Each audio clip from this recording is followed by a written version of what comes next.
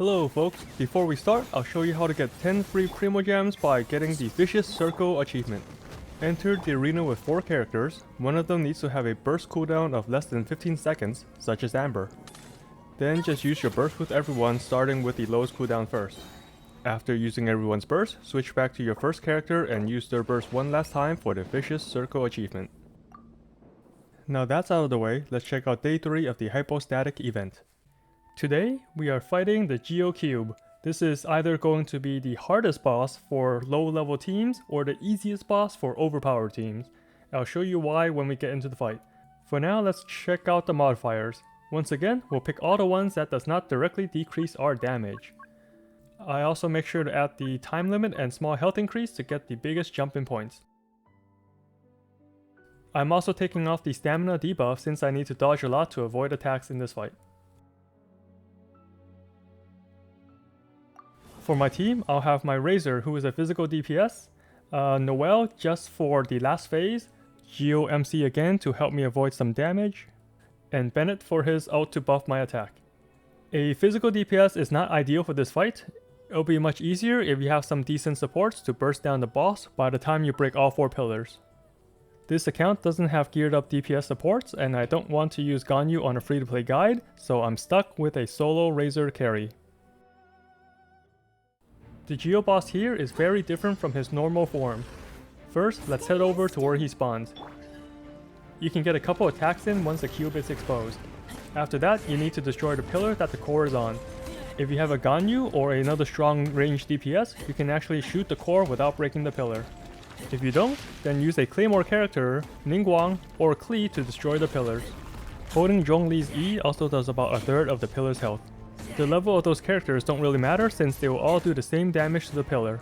After a little bit, the boss will power up all the pillars and have them shoot projectiles at you every 3 seconds. Dash to the side after you see the pillars light up. After the boss recovers, go to the next pillar. Start hitting that pillar and keep an eye on the boss. If the boss is going to another pillar, follow it and use the Geo MC's burst. He will always spawn a shield cube on a second pillar, so this will help destroy it a lot faster. You can also destroy it with a Claymore user, but you might take a couple hits if it didn't spawn on the pillar you were attacking. After destroying it, stay inside the shield dome, and keep an eye on the other pillars. Get ready to dash and dodge when the dome disappears. When the boss recovers, head to another pillar. This time, swap to Geo MC and place a meteorite nearby. This is to prepare for the next attack. If you guess the same pillar that the boss is going to, it will channel energy and cause it to quake the nearby ground. You know this is happening when the pillar starts to glow and open up. If you see this, jump onto the meteorite you created to dodge the attack. You can also glide towards the pillar to get a plunging attack right away. If you guess the wrong pillar, it will do 3 eruptions that I'll show after the boss kill. I picked the 3rd opening to use all my bursts to damage the core.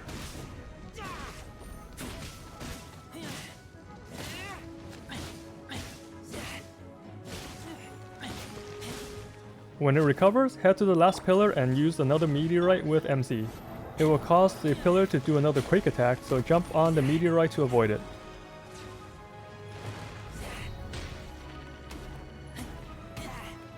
The glowing ring is the eruption attack, but this is a little scuffed, so I'll show you the real version later. Regardless, when you see the earth globe underneath you, dodge.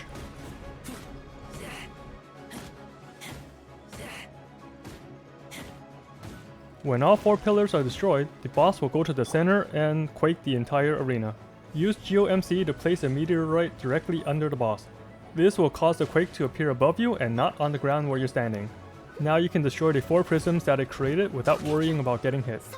Even by grabbing the free shields that the pillars generate, I'm not able to destroy the prisms without getting hurt.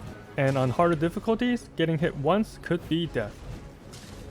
If you place the meteorite a little off center from the boss, you can actually stay on top and hit the boss instead of doing plunging attacks like me.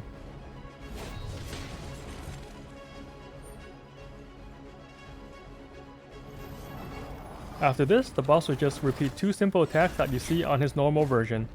One of them is the clap attack, just dash into it to avoid the attack.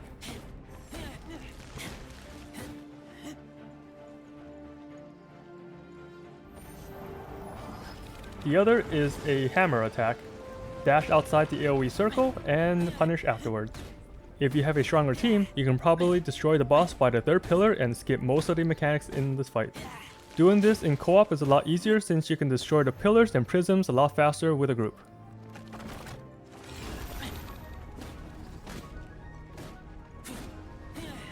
When the boss reaches low HP, it will go to the center and start its final phase. At this point, use Noelle's burst to destroy all 3 pillars in time. Her level doesn't matter. My level 4 Noelle does this just fine.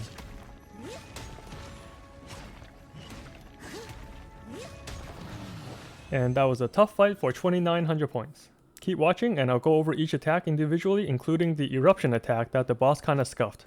Let's start with the eruption attack. He usually does this if you are far away from his pillar. This usually happens when you guess wrong after destroying the second pillar. He will mark you with a yellow ring and the ground underneath you will explode in about 3 seconds. When you see the ground light up, dash. Do this 3 times for all 3 eruptions. You can actually sneak in an extra attack between eruptions.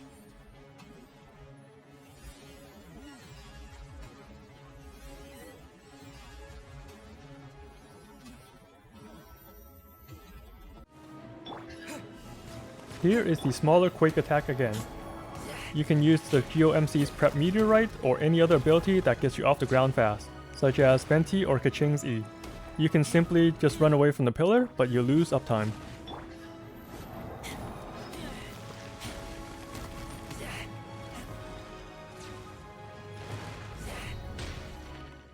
The boss can power up other pillars by shooting a yellow orb at them. This will cause the pillars to shoot projectiles at you, and the boss can do this a couple times throughout the fight. Keep an eye on the pillars and dash when you see them glow. They will target your location at the time it glows, so dash to the side to avoid the bullets.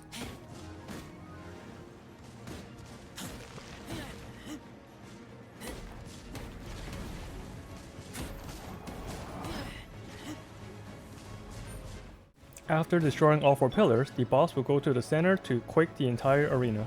To stop this, you can either wait it out or destroy all 4 prisms. I placed the Geo MC's meteorite underneath the boss to make the quake not hit the arena so I can destroy the prisms. I still can't figure out how to destroy all 4 prisms and not take damage without using this trick. Let me know in the comments if you figured out how. The other way is to play in co-op and have each person destroy a prism, but you will probably defeat the boss before you get to this point when playing in co-op. The boss still has the clap attack from the normal version. Use your iframes to avoid the clap and punish the boss. The boss also does the hammer attack from the normal version. Just run away or dash out of the AoE and punish. And that's it for day 3. Thanks for sticking around. This one is pretty challenging for a low level team.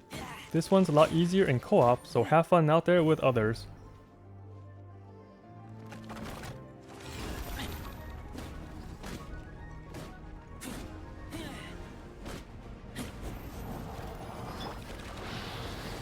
As a good nature.